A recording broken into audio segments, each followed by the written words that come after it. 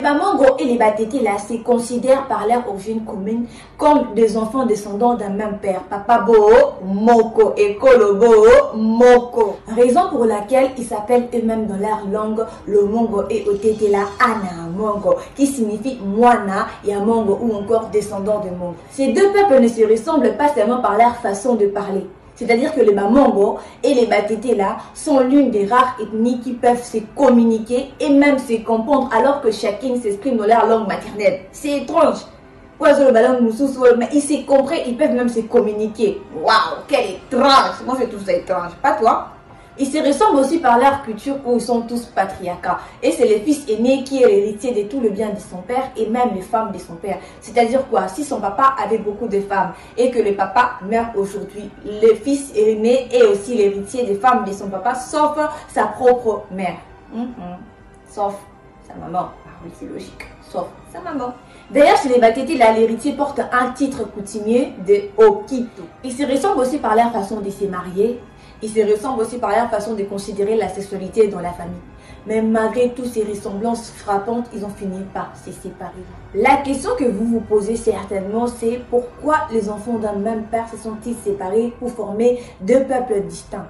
Pourquoi? Moi aussi, je me suis posé cette question. Pourquoi? Vous savez comment ça fait mal? Que vous étiez proche avec un frère ou vous étiez proche avec une soeur, que vous vous séparez comme ça sur une raison ou une autre, ou vous n'arrivez même plus à se parler. Il y a des familles qui se sont séparées et ça fait trop mal au cœur de voir cela. Donc c'est au cours de cette vidéo que je vais essayer de vous apporter un éclaircissement, le pouvoir et la royauté.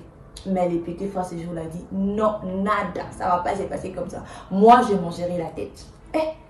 Jourwana, ceux qui t'osent à la cotonne, tu es bon. Ça attends, quand il est là, non. Et petit frère a refusé, il a dit non, non, non, non, non, non. Aujourd'hui, moi là, je vais manger la tête. Pas la quai, pas la quoi, là, d'autres viandes, seulement la tête. Et le grand frère dit non, la tête doit me revenir. Le petit frère dit non, la tête, c'est un cas et c'est pour moi. Moi je mange la tête. Le grand frère, non, moi je mange la tête. Il s'est chamaillé, il s'est pas.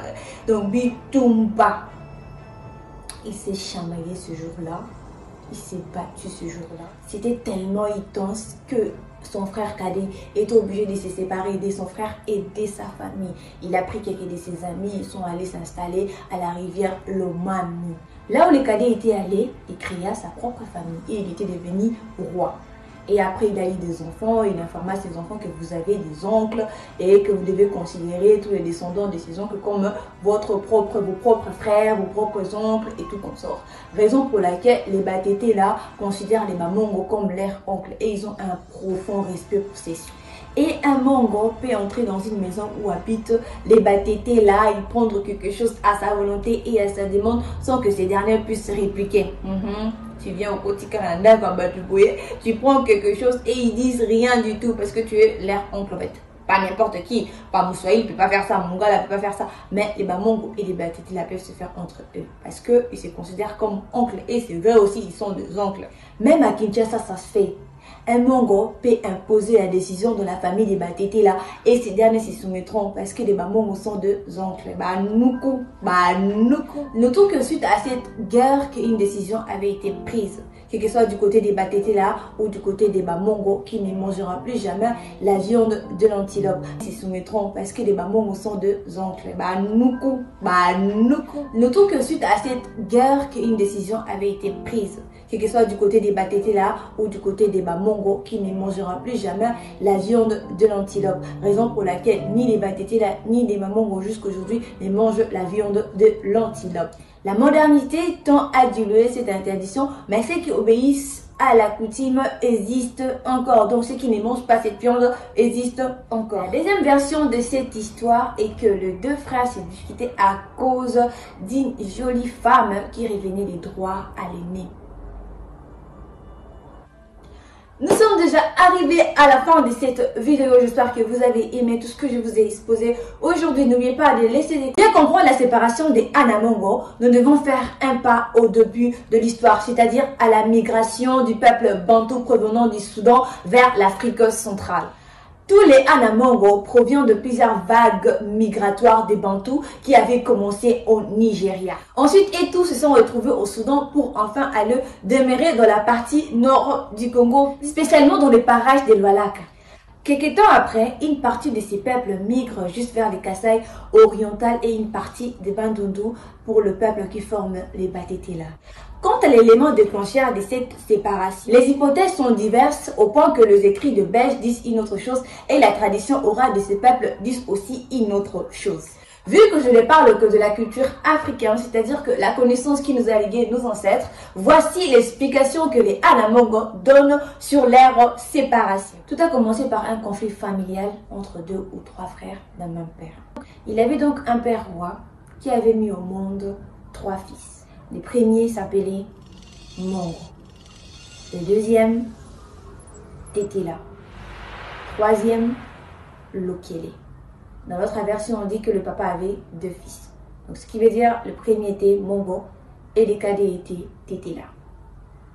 Mais les conflits étaient entre 2 frères, l'aîné et le cadet. Mongo et les Batetela. L'histoire débute un jour dans la forêt, alors que les 2 frères partirent à la chasse. Arrivés à la chasse, ils verront une antilope, une grande antilope. Et tuant l'antilope. Il est arrivé au moment de partage de la viande. Le petit frère voulait prendre la tête. Alors que selon la coutume, ça existe quoi? Après le partage du butin, la tête doit revenir à l'aîné de la famille parce que c'est lui l'héritier et c'est lui aussi le futur roi. Mobali ndabanda kokosanga obeta e beta ndeko na ngai beta bango nzoka zokosa beto kuna obeti tuto kuna nzoka zokosa mpe na nsima basaleli ngai bareunion oyo nazali mosempoli nabima na ndako mpe nabima kaka ndenge wana nabima mpo nabetaki ngai naye komona okwanga nde moto makasi. Nasim beaucoup de pieds, nasim beaucoup de têtes, nasim beaucoup na coup de genoux, nasim beaucoup na chuki geri, okuna maya chigeri, okuna iyala nongo. Na ebiti yo indi danzi. Bazui pena donc baozo pena donc babiloko moko yaje kutute. Na memi bango ti pena na ipone sonege. Naebi ke na groupe bana mongo bazawa na baebi pone sonege donc ya jeku tout na memo na morote pe joyeux anniversaire papa, joyeux anniversaire papa Jean-Pierre, joyeux anniversaire yengo ya velo papa elo konkulwe papa elo konkulongo yao nzakoma kosunge mo isekiso ya lolango nzakoma kosunge mo okaka anniversaire tu ye tumbe anniversaire tu ye ngo ya velo anniversaire tu ye papa Jean-Pierre elo konkulu anniversaire to you,